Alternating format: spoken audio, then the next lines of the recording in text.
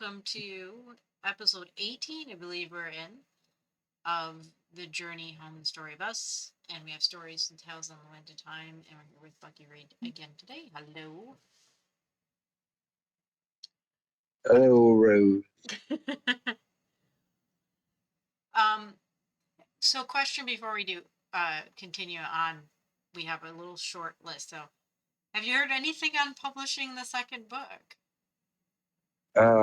Not until August is the only timeline that I was given because August is what, the 8th month or something? I believe so, yes. 8th month? Yep. Yeah, 8th month. So they said that they should have some publishing coordinator freed up by August. Awesome. That So would yeah, greatly anticipated second book, and with the amount that you've accumulated even last year and even in this year, because we are going to read the 99th and 100th story that you've written so far this year, you have enough probably for like 3 more books at this point. yeah. um you have them span across 1, 2, 3, 4, 5 different discards. I think so. Yeah, we have 5. I think we have 5 altogether, 5 discords altogether, and 4 of them are for books or for stories.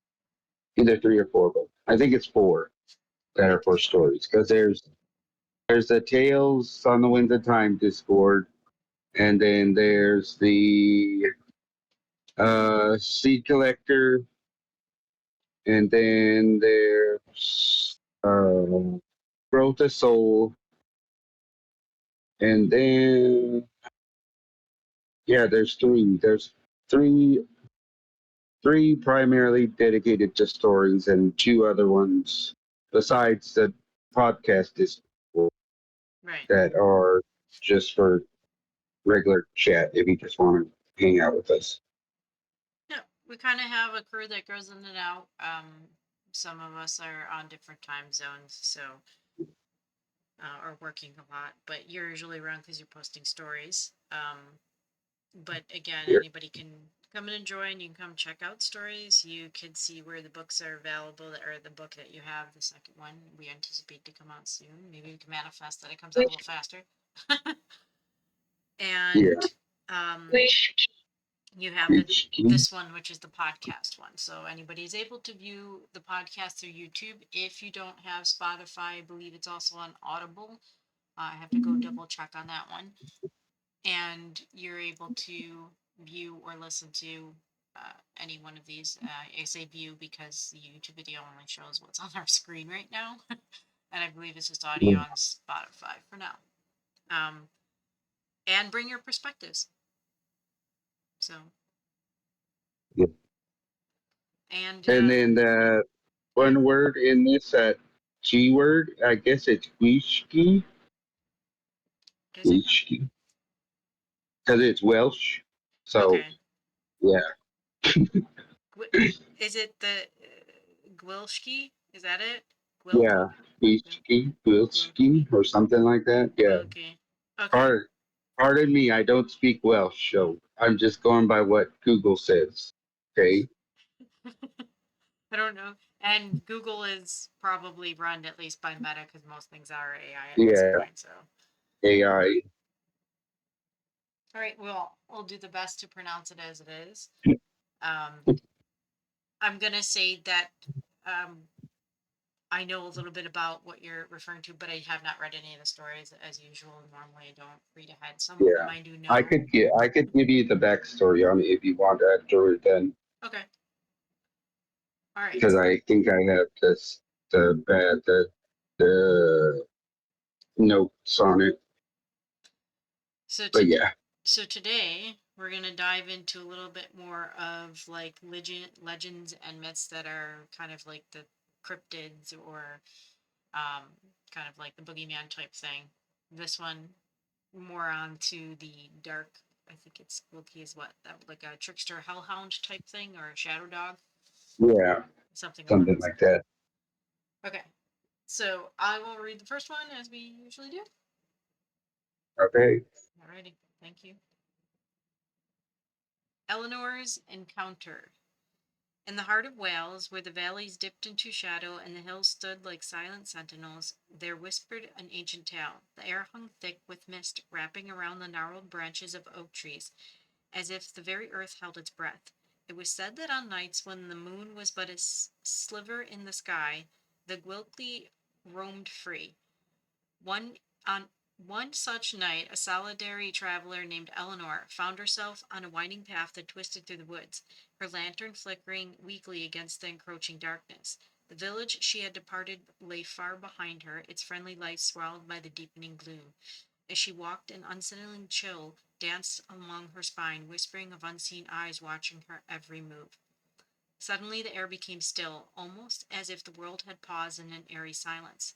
Eleanor quickened her pace, the crunch of leaves underfoot breaking the stillness. That's when she first saw it, a shadow, coalescing from the depths of the mist. It was immense, larger than any hound she had ever seen, with fur as dark as the void and the eyes that glowed like molten coals. They pierced through the fog, locking onto her with an intensity that sent tremors through her soul. The Gwyllgi stood at the edge of the path, its form blending seamlessly into the shadows. Its breath a swirling fog of icy air curled around Eleanor, chilling her to the bone. She felt an inexplicable pull, a magnetic terror that urged her to flee, yet her legs felt rooted to the ground, as if the very essence of the beast held her captive. With a low growl that reverberated through the air like distant thunder, the hound stepped forward, its massive frame moving fluidly, almost ethereally. Eleanor's heart raced as she recalled the old wives' tale, the Gwyllgi, the ominous harbinger of death, lurking in the peripheries of the living. Many who had seen the beast were said to be marked by misfortune, their lives spiraling into darkness. She fought against the urge to look into its haunting eyes, knowing that to do so could mean the end of her very soul. As the creature approached, the ground seemed to tremble beneath it, and the chill swept through the air, thickening like a shroud. Eleanor took a hesitant step back, her breath hitching in her throat. The Gwyllgi paused, its gaze unyielding as if it were weighing her worth, assessing whether she was prey or merely an intruder. The stories spoke of those who had encountered of the beast and lived to tell the tale, but for each survivor there were countless others who had vanished into the night, never to return. In a moment of desperation, Eleanor recalled the words spoken by the village elder. Respect the Gwyllgi. It may guide you home. Summoning her courage, she whispered a plea into the night, a soft prayer that trembled in the cold air. I mean no harm. I seek only to return to my village. As the Gwyllgi paused, its burning eyes narrow as it studied her, the silence stretched on, heavy and pregnant with possibility. Then, as if satisfied with her respectful plea, the beast turned, its form slipping back into the mist from whence it came. Eleanor felt the flicker of hope ignite in her heart, and she began to follow, her feet moving almost instinctively behind the spectral hound. The path twisted and turned, shrouded in fog, and the Gwyllgi led her deeper into the woods. Its presence was both terrifying and strangely comforting, a ghostly guide through the gloom. Yet she dared not lose focus. The tales of those who had followed the beast only to disappear forever loomed large in her mind.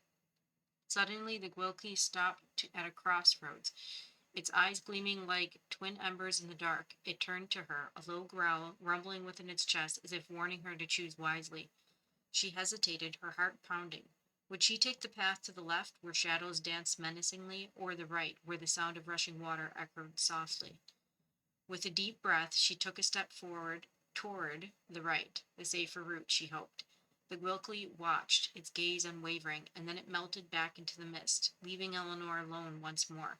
A shiver ran down her spine as she realized she was still being watched, the beast's presence lingering like a dark cloud overhead.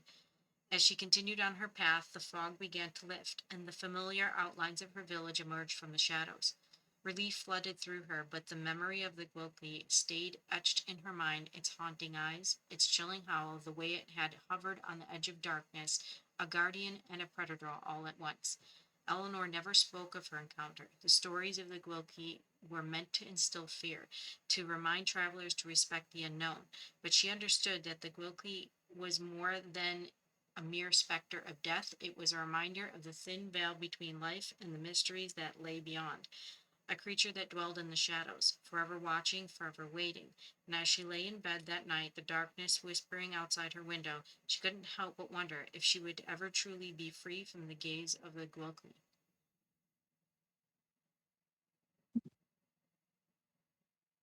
Hopefully I So did what do that you think? right. What was it? What do you think? Um, it has some similarities to things that I may have experienced before, at least seen in astral or third eye space. Not as scary, but I can see why some people would think that such creatures or things of the dark or in the dark would be scary to them or would cause some Yeah, kind of emotional response. But being a guide, I think that's more along the lines of where we're going in most of the stories. Is most things are very misunderstood. People are afraid of the dark because they're afraid of what they can't see in the dark when it yeah. could be And something good. in some of the information that I found while looking it up and all that, it says that most of the people were so worried about after they encountered it that they basically just lost their mind and just stayed in their house I because they mean, were so afraid to go out thinking that it would be there even during the daytime. like I can see where that would be. Thinking even of stuff with Bigfoot, how many things with Bigfoot that most people don't want to go outside after seeing it in their first encounters. Yeah, We kind of see that too, but yeah. Um, and something of the dark that is dark that moves, I could see where, yeah, you would be kind of afraid that even in a shadow in the light somewhere, that a shadowy space would harbor this thing. I say thing, entity. but yeah, it's pretty interesting to think about something like that existing.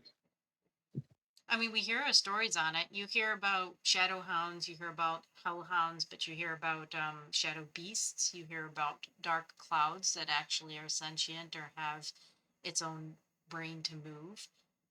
Recently, there's been stuff with ball lightning, and if you're seeing ball lightning at night or again, how could you not see or think that that would be something sentient, right? Yeah, So all of these things I could understand how somebody could be afraid of that. yep, pretty interesting. We also have, and I think we talked about it before, but there's also, I believe it's still in Scotland, Wales, or at least in the Highlands or in England. I don't remember the name for it. I think it's the Dartmoor beast or something, and I think it's a Yeah, big black dog. Some have even said big black panther. They're not sure, but it is something that brought the Hounds of Baskerville that Sir Arthur Conan Doyle wrote with Sherlock Holmes. All of those things kind of brought to light all of these different kinds of huge beasts or dogs that are kind of stalking through things and can enter into a city. So, yeah, how many of these things are closely resembling coyotes that can come into the city at night? They're pretty quiet. yeah. They just kind of lumber right in. Usually they're by themselves. I've never seen a black coyote, but hey, you never know. I very much like that Think, one. yeah. I think that black coyote would probably be more of a wolf than a coyote because I think that, like the story says, coyotes are mostly the color of dirt, like dry dirt. Mm-hmm. Which there's a story about how coyote got its color, but yeah, That would be an interesting one to explore. there's a couple of them. There's coyote and the bluebird, and then uh there's another one. I can't remember the name of it, but yeah, coyote and the bluebird's a good one though. We could try doing one of those after this. But yeah, coyote and the bluebird's a good one. Okay. Okay. So you said a ghostly reminder next, right? Yes. Okay. So I got that one. Hmm? Okay. This is a ghostly reminder. In the heart of a moonless night, when the fog curled like a serpent around the ancient trees of the Welsh valleys, the air grew thick with an unsettling stillness. Travelers, weary from their journeys, often spoke in hushed tones of the creature that prowled the mist, an omen cloaked in darkness, a phantom that watched from the shadows. As the clock struck midnight, a lone wanderer found himself on a forgotten path, the weight of silence pressing heavily against his chest. The road seemed to twist unnaturally, leading him deeper into the grip of the unknown. It was then, in the depths of the oppressing quiet, that he felt it, a prickling sensation at the nape of his neck, as though unseen eyes were resting upon him. He dared not look back at the legend, for the legends warned of what lurked in the dark. Suddenly, a chilling howl pierced the stillness, sending shivers skating down his spine. The sound was unlike anything he'd heard before, a lament that echoed through the trees and stirred the very essence of fear within him. He quickened his pace, heart racing, but the sound seemed to follow, an unyielding specter of dread stalking him through the fog. Emerging from the shadows, the Gwyllgi appeared, a massive figure, larger than any dog he had ever encountered. Its fur absorbed the feeble light of the stars, rendering it a silhouette of pure darkness. But it was the eyes that struck terror into his heart. Two burning coals flickering with an unworldly glow, piercing through the mist like twin beacons of doom. It stood, it stood before him, silent and watchful, as if assessing the worth of his soul. The traveler stumbled back, his breath coming in ragged gasps. He remembered the tales. To look directly into those haunting eyes was to invite despair. Yet the creature grew near, its cold breath swirling around him, a winter's chill that seeped into his very bones. He felt the weight of fate upon him, a heavy cloak woven from the threads of misfortune and death. In that moment of despair, he recalled the whispered legends of the Gwyllgi. Some spoke of a path to safety, a flicker of hope for those who honored the beast. Gathering his courage, he whispered a blessing, a prayer for protection. The Gwyllgi paused, its gaze unwavering, and for an agonizing heartbeat, time stood still. Then, as suddenly as it had appeared, the creature turned away, blending seamlessly into the fog. The traveler dared to breathe again, relief flooding him, but he knew well the cost of such encounters. He had escaped, but the shadow of the Gwyllgi would linger in his mind, a constant reminder of the thin veil that separated life from death. As he hurried back to the safety of the village, the mournful howl echoed behind him, a ghostly reminder of the guardian of the roots. Harbinger of darkness, the Gwyllgi remained a specter in the mist, a terrifying force that haunted the lonely paths and forgotten forests, forever entwined in the fate of those who dared to wander too far into the night. So, okay, so it seems that when a person encountered it and kind of backed off a bit, it didn't quite give chase. I'm wondering if the adverse, if somebody went after it, and that's where some of these legends of it pulling people away, where they wander into the mist following by it because of whatever that is inside of them that's pulling them towards it. I'm wondering if it's something that, again, like something that, because he's acting more like a guardian. So what if it's something more that is being antagonizing, is something that would actually encounter something horrible with this creature? Yeah. Which be much the same with any creature. I mean, like you're dealing, if you're out in nature, you're not, most people don't terrorize things in the nature and on Mother Nature, but you notice, or I've noticed that sometimes that when that happens, there is a kind of divine justice that comes in, whether now or later in their path, where that antagonistic or aggressive behavior is corrected, usually by Mother Nature itself.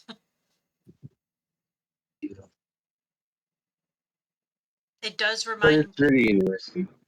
It is. It does remind me of the story of the Christmas story we had with Gorak, Yeah. where originally, like, if the kids were mocking them, he would, not take them, not let them go. Yeah. And then they became part of the forest where he lived. Yep. So kind of does remind me of that. It would be interesting. So I'll see if I can post this in other places as well, because normally I just put it up on our Facebook. It's been kind of busy, rough and tumble here, at least in my experience. But see if we can find anybody who may know, or if you have experience. We don't know. Maybe this is still something still alive. Like we said, we hear about the beasts in Dartmoor and whatnot. If anybody's experienced something along this line that they were willing to share or talk about, or open up about, because as we come open in more of the things, like we were doing Skinwalker, we were doing Bigfoot, we've had all these other encounters, or people who've had cryptid encounters that are talking more. It'd be interesting to see what other people have experienced. Yeah.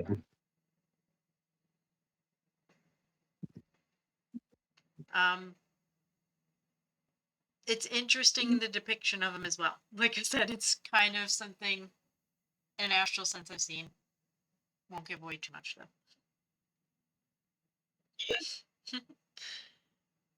Okay, so the next one we wanted, we could do Bluebird and the Coyote. Okay, that I think that one's in the main Discord, if I remember correctly. Okay, I found it. Uh, yeah, It's in Chief's Power. yeah. Okay, it's fairly short. So we had originally let's see, episodes, 4 stories on this one. So we're gonna kind of throw this one in. We're going a little bit off script today, just fun. So we always go off script every day. Pretty much, we just kind of pull this right out from behind, pull it out of the bag and let it run away. Which is a reference to another story. I don't know where that came from, so just popped right out. Okay, so do you want me to read this one then? Yeah, it would be your turn, right? Yes. Yeah. So this one is Bluebird and Coyote. A long time ago, the bluebird's feathers were a very dull, ugly color. It lived near a lake with waters of the most delicate blue, which never changed, because no stream flowed in or out. Because the bird admired the blue water, it bathed in the lake 4 times every morning for 4 days, and every morning it sang, "There's a blue water, it lies there. I went in, I am all blue." On the 4th morning, it shed all its feathers and came out in its bare skin, but on the 5th morning, it came out with blue feathers. All the while, Coyote had been watching the bird. He wanted to jump in and catch it for his dinner, but he was afraid of the blue water. But on the 5th morning he said to the bluebird, "How is it that all your ugly color has come out of your feathers, and now you are all blue and sprightly and beautiful? You are more beautiful than anything that flies in the air. I want to be blue too." "I went in only 4 times," replied the bluebird. It then taught Coyote the song it had sung. And so Coyote steeled its courage and jumped into the lake. For 4 mornings he did this, singing the song the bluebird had taught him, and on the 5th day he turned as blue as the bird. That made Coyote feel very proud. He was so proud to be a blue coyote that when he walked along and looked about on every side to see if anyone was noticing how fine and blue he was. Then he started running along very fast, looking at his shadow to see if it was also blue. He was not watching the road, and presently he ran into a stump so hard that it threw him down upon the ground, and he became dust-colored all over. And to this day, all coyotes are the color of dusty earth. Yeah, see? Okay, so I have seen coyotes though that have a little bit of this kind of what you're talking about, this little blue. Because I've seen Siamese cats Yeah. that actually have this blue kind of in their fur. It's like a black indigo blue, kind of like you see on ravens sometimes. You can see it's Mm. iridescent. So you have seen that in coyote, and it does kind of remind you of a cartoon where he runs into a stump and now you're all dusty color again. I always like that one. That one's a pretty Because cool you one. know how it could teach you about how everybody puts so much effort into their appearance, and then all it takes is one thing going wrong, and then you don't look as good as what you would if that one thing hadn't gone wrong. Too. We're clumsy people. Yeah. And how, okay, so that would be going again into the outward vanity. So we're dealing with, if you're dealing with material world or material things like vanity. So again, like you said there, people get the best materials, the best dresses, the best clothes, put on the best makeups, and then like I said, it just takes one like rain shower to like make it look all waterlogged and melt all the makeup off your face and everything else. So Yeah. instead, I could see where the bluebird had this inner beauty. I mean, it was singing this song, so and it wasn't really quite doing it to turn blue. It's more of this mesmerizing idea of with the blue water. Yeah. And interesting that it was not black before. So a blackbird that turns into a bluebird. It just says he was ugly feathers, so we don't know. Yeah. But I think in another one that I remember, I can't remember the name of it, but he was more like a dull, like grayish color, not like really gray, but like a dull gray color. Okay. Because he was in one of the other ones that I posted. The bluebird and the hummingbird are the ones that um, bring color to the birds, something like that. Then there's ones where where the hummingbird and the bluebird had a choice on whether to be colorful or to be able to sing like all the other birds, and they chose to be colorful. So they brought color to the world. And I'm wondering, 'Cause- like you said, like dull gray, because I'm going back and looking yeah, to see what kind of birds are dull gray, or even just could be like you know how the male and the female is yeah, usually drab. The male is usually the one that has all the plumage and color. Which yeah, ones would kind of fit that? And I think um, the first one that sprung to mind was peacock, because if you notice that the females don't really have a color, but the males are usually, and they can yeah, come in different colors. They can be blue. I've seen white ones, so I don't know, but they come usually in a drab color, and the males are usually this vibrant color. I think even in hummingbirds yeah. too. Well, yeah, because the male needs to attract the female. Yeah. It's automatically just biology that they want to put on the biggest display for the female. It kind of seems in the human world, I'm going to say that those roles are sometimes a little flopped. How many times is it, again, women put on makeup, right? Most of the time. So Yeah, can you imagine if men did the opposite? Y'all have to do a dance, right? yeah, You're going to do a dance, do a kind of um, put some plumage on, some stuff. But then again, you see that in a little bit of the way that society is, where in between relationship wise, sometimes there's a lot of feminines out there that don't look at masculines unless they have something material or something to offer. So yeah. again, looking on the outside, which that story Bluebird and Coyote kind of really goes into as well. So I always question, like that. I do like that one. I like all the, you have a whole section of it, and that's one of your main discords. You have a whole section of Coyote stories in there. I think we've only read a few of them. I remember hearing them in some of the first story times. So, but I don't Yeah, know if we've read them quite in some of the lives or the podcasts. We'd have to go back and kind of look, and we have quite a few of them at this point. yeah. We should just make a Coyote episode. So, what was your question? I was gonna say, should we read the next one in the line? We had Growth of Souls. I think it was a treasured object, or should we just Yeah. do the last one, which is a way to honor the ancestors? Whichever one you want. I say we do a way to Because honor the ancestors. the way to honor the ancestors is in Tales Under the Great Tree. I say we do with that one. Okay. You know, I didn't put the beginning of the. Did I put the beginning? Yeah, I did. Okay. I was like, I don't think I put the beginning that I usually put on the beginning of that one, of these ones. But I did. See what happens when you um, do so many stories, you can't remember which one you put the beginning on. Pretty much. But I did it. Don't worry, Rose. They all have the same beginning, pretty much. At least the newer ones have Nice. the same beginning. But yeah. Mm. This is it's my turn, right? Yes. This is a way to honor the ancestors. Long ago, in the heart of the world, the earth was quiet, but the winds carried the stories of life and death, of change and peace. The turtle, ancient and wise, carried the weight of the world upon its back. It was said that the turtle was had seen the birth of stars and the passing of empires, for it lived through cycles of life, never rushing, always steady.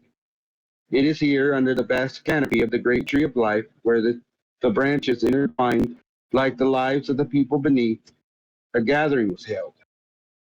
The sun dipped low in the sky, casting warm golden hues upon the ground, and the air was thick with the scent of cedar and sweetgrass. Here gathered the indigenous people from every corner of the land. They came dressed in vibrant colors, adorned with intricate beadwork that told their individual stories, histories, and connections to their ancestors. As the gentle breeze whispered through to the leaves, as the gentle breeze whispered through the leaves, Creator began to weave a tale that resonated with every heart present. Listen closely, dear ones, Creator began. For this is a story of our people, of our resilience, and our everlasting bond with the earth and each other. Long ago, when the earth was still young, the when the world was still young, the earth was a canvas of colors and sounds, vibrant, vibrant with light. The animals roamed freely, and the rivers flowed with clarity. The skies held the warmth of the sun and the coolness of the moon. In these early days, the people lived in harmony with nature, guided by the wisdom of their ancestors. One day, a great challenge arose. The balance of the world began to waver. The animals grew restless. The rivers began to murmur of dissent, and the skies turned gray. The people felt a deep unease in their heart, for they understood that the harmony of their existence was at stake. In response to this challenge, a gathering was called beneath the great tree of life. People from all nations came together, each bringing their unique beadwork, patterns that represented their tribal stories and the spirits of their ancestors. They sat in a circle, weaving their creations with nimble fingers, while the elders shared tales of old stories of bravery, healing, and the sacred connection they shared with the earth. As the sun began to set, casting a warm glow over the gatherings, Creator spoke once more. Each bead you create is a reflection of your spirit, your journey, and your connection to one another. Like the threads of a tapestry, we are woven together by our stories, our struggles, and our triumphs. With each bead added to the collective creation, the energy of the gathering grew stronger. The murmurs of the rivers began to quiet, and the animals sensed the unity and strength blossoming beneath the great tree.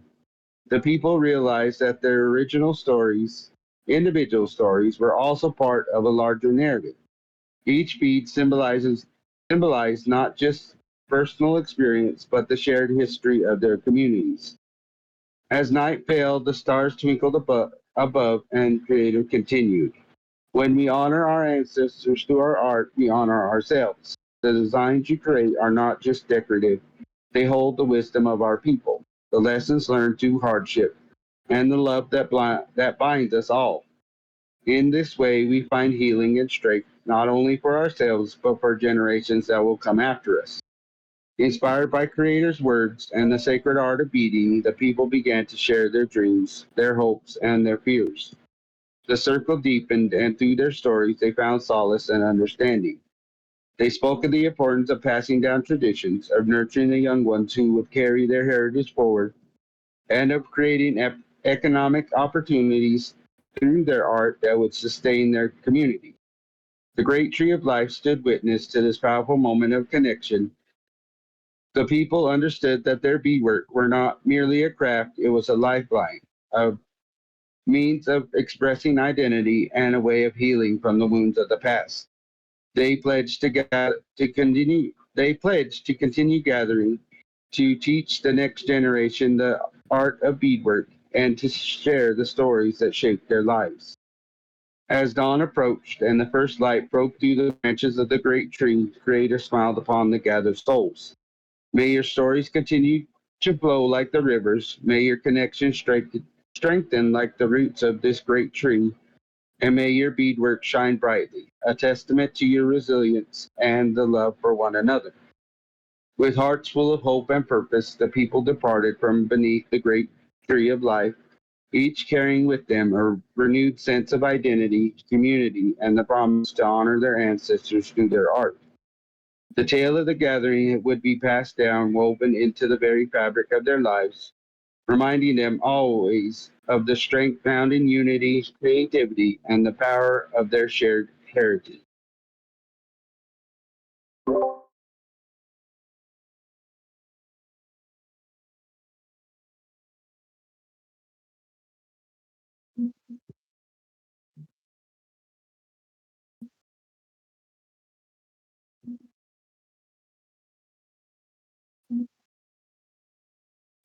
If you're going to do traditional, like be traditional, you use like buckskin or something like that, like animal hide.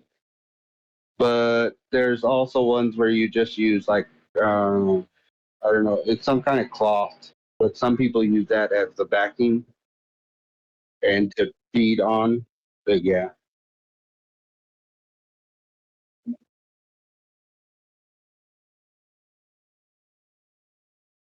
uh, most people use like glass.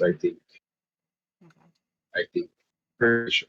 And then you could either use like actual like um they have like beaters thread, or you could I think you could just use like normal thread. I think,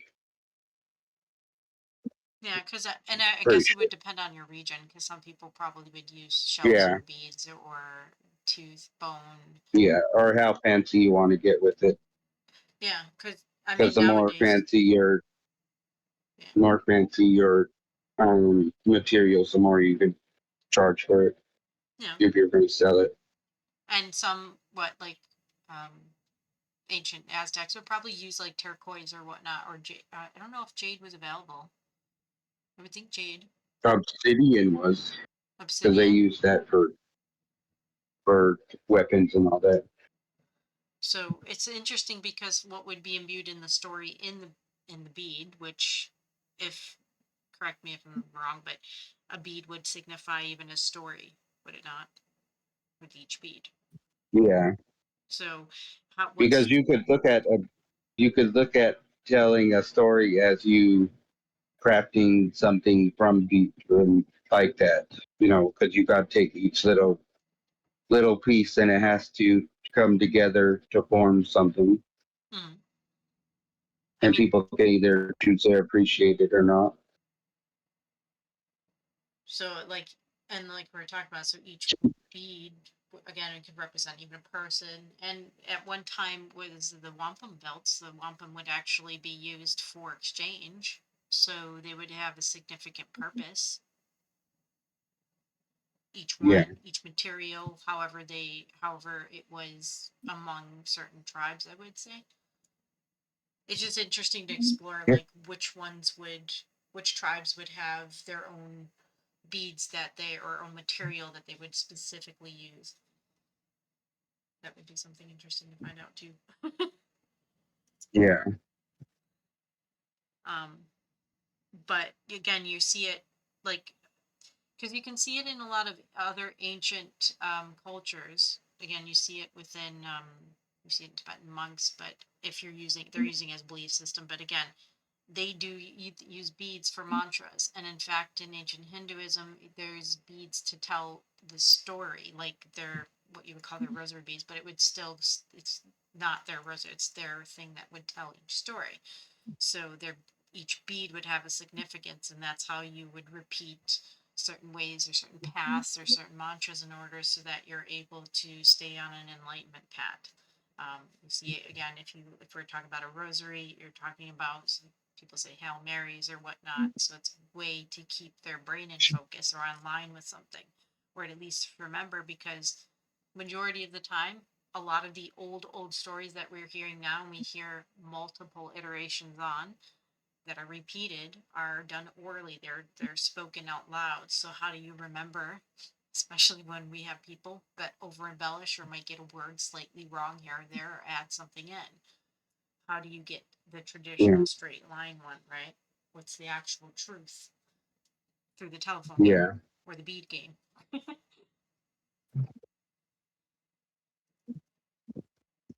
I would like to see some of these. It's still, and also the ribbon skirts and the ribbon shirts. I think that would be cool to see those as well. Yeah. It's always really nice seeing those. And then going to the powwow, seeing if somebody copied your beadwork from the year before, which just happened to me. Aw, Yeah. I mean, I kind of, when I sort of picked some of these out, it was more along the lines of we're kind of entering into spring. We see a lot of the stuff under the tree. You're again, even bluebirds, coyotes. In fact, the area in which I'm located at has there it's abundance of different types of animals there. Um, Coyotes included, deer. I can't even fathom how much more I've counted so much since this point. So, um, but we're watching this paradigm shift more and more as we progress. More people are becoming aware, awake, and attuned to it that where time is different, and the stories, in a way, repeat themselves. And yet, what's the truth? Because if they're repeating themselves, what is the telephone word? What is the one that comes from, right? And the best way to maybe describe that with words, because words don't quite equate to where this story is it's a spiritual thing, it's a spiritual journey. It's something that is manifesting into the 3D world, but it's coming from being connected. It's coming from soul connections. It's coming from soul family, right? Yep.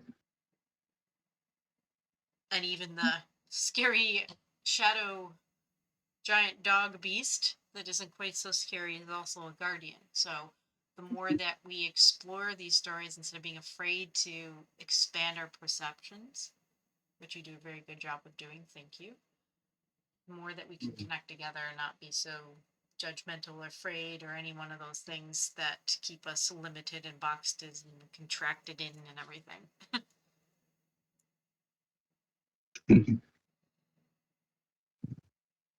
I say this could be a long one. I say we do all the coyote stories in the next one, and well, we can minus a couple because we've read them.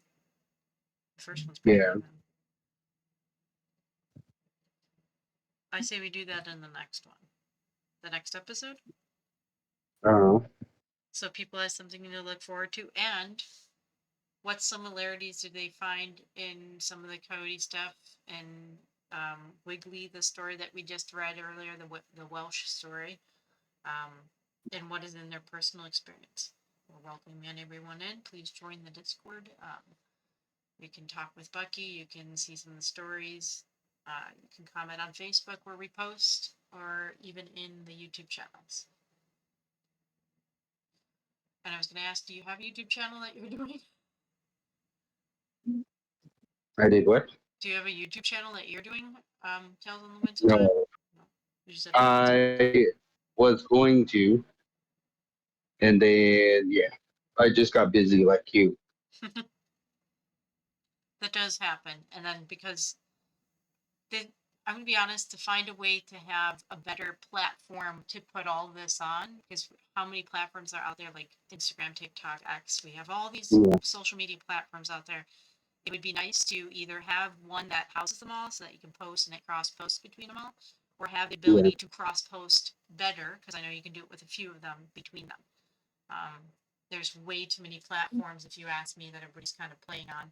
And because we're utilizing maybe one, two, or three, we're not getting the full exposure that could help bring people together through them instead of Yeah. us flip flopping through them. So, but you do have a Tales on the Winds of Time Facebook. You can check that Yep. out as well. So, and I think you've actually posted some stories